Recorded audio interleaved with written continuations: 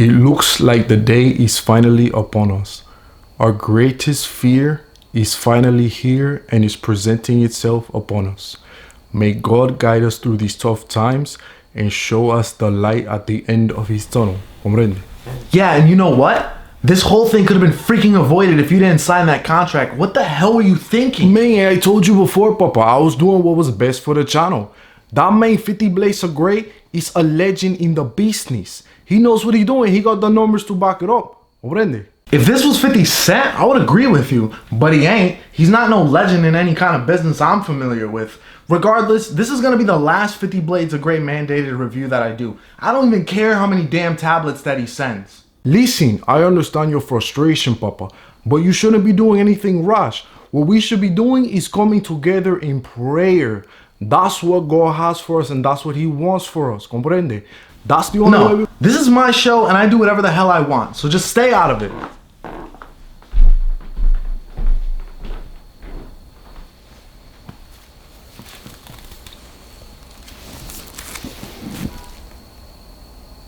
Dark Souls 2? Really, dude? There's a reason why I've been avoiding this like the plague. Over the years, we've learned more about the troubled development of this game, and it shows. Hidetaka Miyazaki, the original director of Dark Souls 1, was only a supervisor for this one. There was also delays and a change in directors midway through that also hampered the development, but I'm not going to get into that too much here. There's a good reason why this one is looked down upon by the community. I don't get it. Is this some kind of sick joke by 50 Blades of Grey? Whether or not it is, it doesn't matter, because I will finally end Dark Souls 2 once and for all. Cue the freaking montage.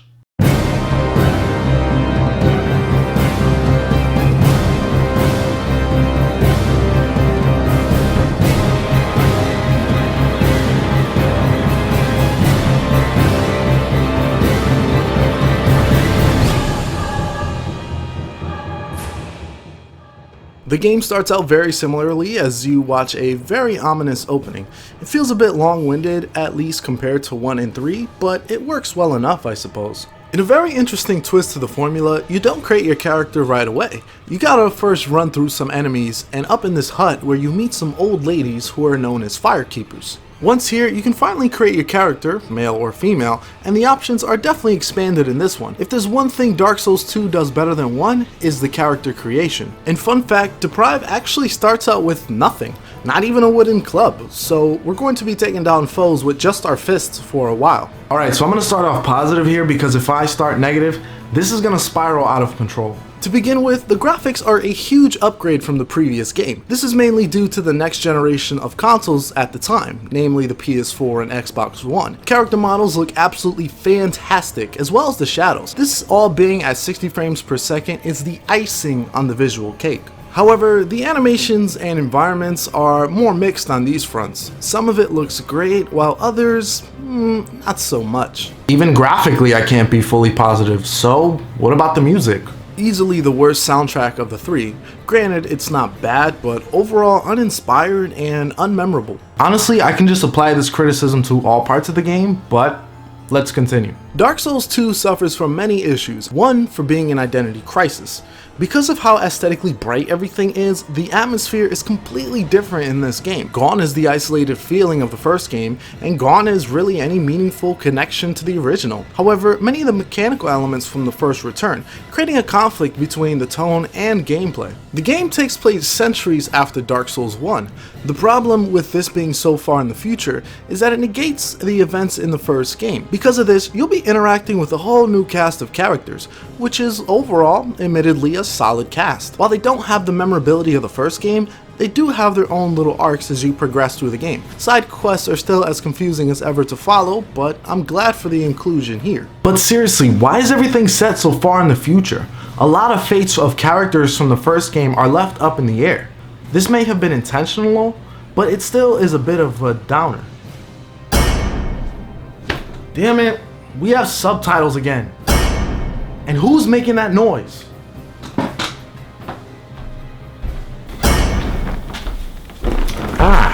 Cousin, 'tis good to see you. What can I do for you? Before we continue on with this video, I just wanted to say that I deeply apologize for the worst Andre of Astora cosplay or impression or anything in the world that you would like to say. If you would like to unsubscribe for me because of this, dislike the video, give me all the negative feedback. I understand 100%. I wish you guys all the best still, and I hope you enjoy the rest of the video and your rest of the day regardless. And again, I apologize. Wait, Andre of Astora? What are you doing here? Well, I'm great friends with your uncle. Quite an adventurous fellow. Came to my land, showed me a rare golden fruit known as plantains.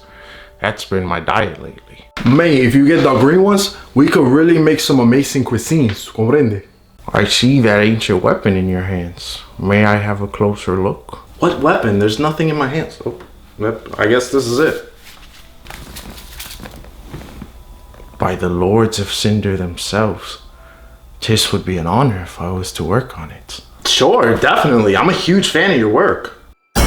'Tis done.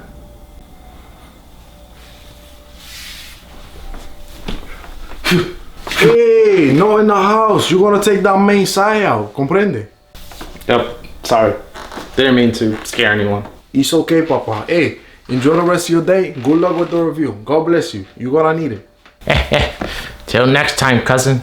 Alright, let's take a dive into the gameplay. If I could describe it in 4 words, it would be fragment branches of yore. The first game allowed so much freedom on where to go and the level design felt so natural. Here, a lot of it is artificially blocked off until you collect one of these fragmented branches of yore to get these people out of your way. And speaking of navigation, I found it to be a bit confusing here. Granted, outside of the 3, none of these games really show you where exactly to go next, but with how bloated this game feels with content, it can get confusing on where to go. You can run down a long path only to be needing a fragment branch of yore to continue. At least the fast travel system is far improved from the first. You can basically travel to any bonfire that you run across.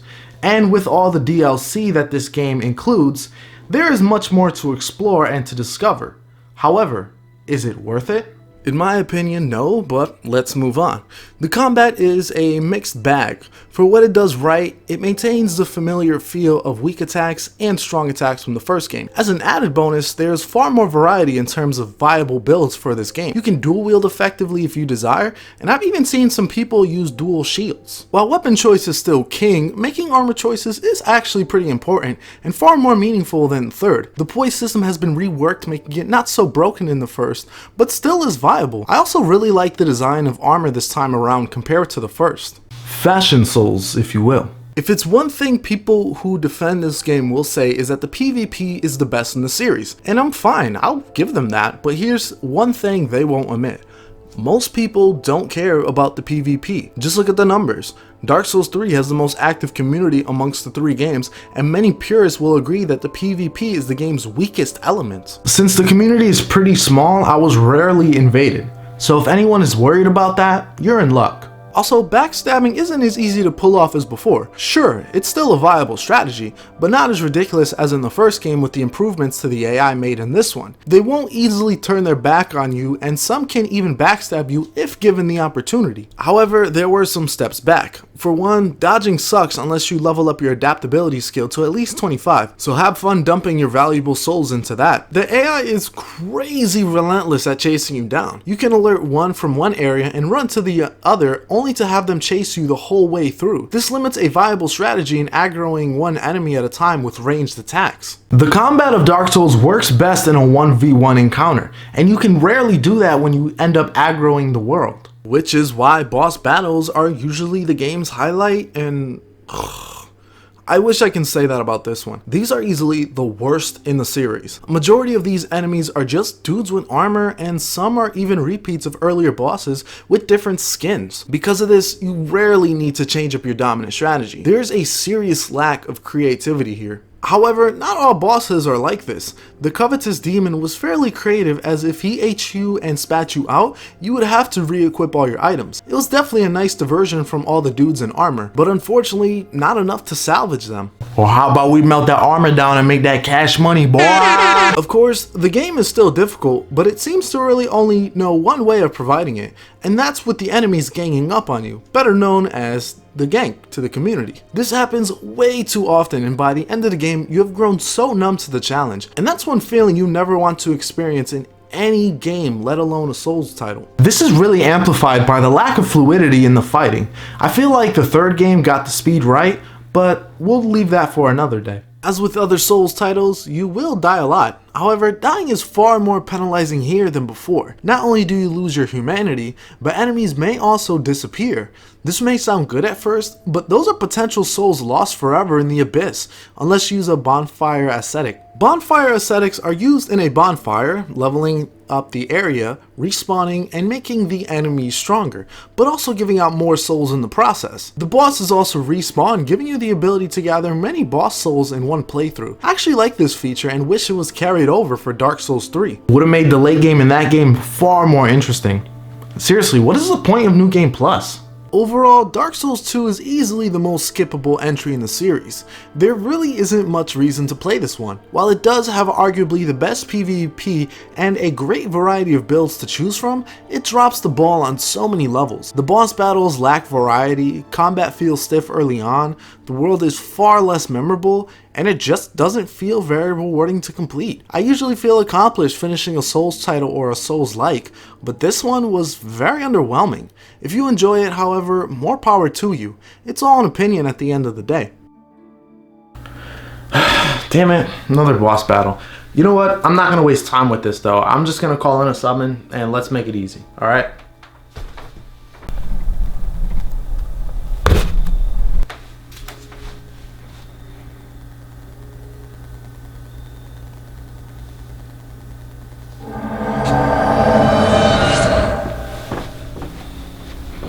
Man, I can't believe you invited me along, Papa. This is gonna be the greatest team up of all time. Comprende? Yeah, let's just enter the gate, shall we? Wait a minute, Papa. You're not gonna go outside looking like that, right? Because you're gonna need some kind of protection. Comprende? Fine. Hey, you look really good in that armor. If you had an ounce of my charisma, man, you would get all the women in the world. Comprende? Yeah, let's leave my female struggles out of this. Anyways, what do you got? What are you gonna be using?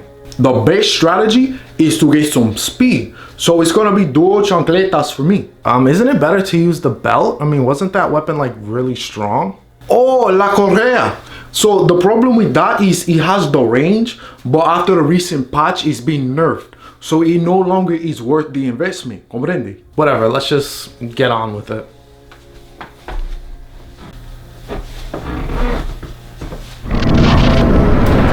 Man, I can't believe you still have a loading screen. I thought you would have patched it out by now because, man, we trying to get on with our lives. Man, we trying to beat these boys. Dude, shut up.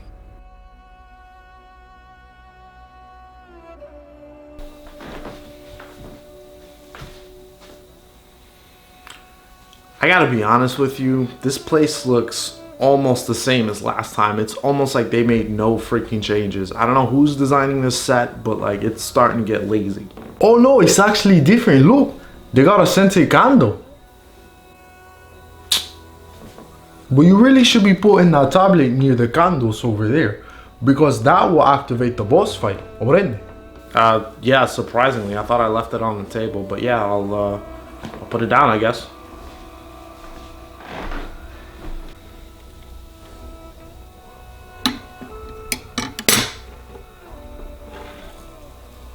I have lived through countless generations, seen countless cycles of war, served the greatest of heroes and the greatest of villains. 'Tis seen it all, yet wants nothing more. I am the only constant in this world. I am immortal. You're not gonna put your hands on me, ho? My cabeza.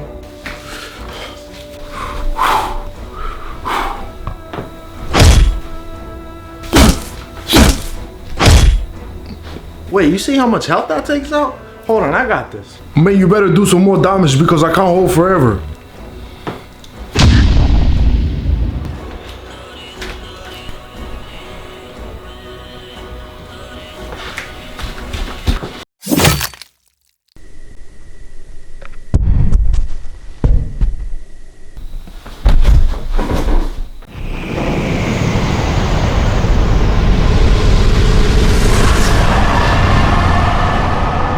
Man, that was one hell of a battle.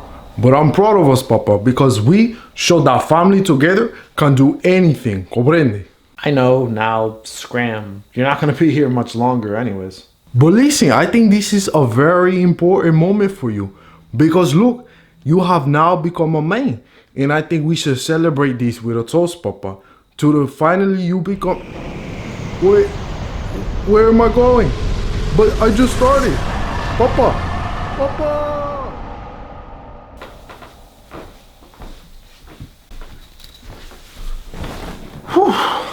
Well, guess I may watch some TV. Well, Netflix is always a good thing. You know, I heard they got the new Dragon's Dogma show. Let's watch that. Oh, and this is Pow3rh0use signing off.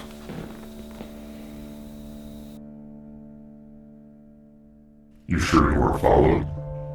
I've heard about you. They say you're good at what you do. Even better at keeping secrets. Pow3rh0use is alive. I want you to find him and end him.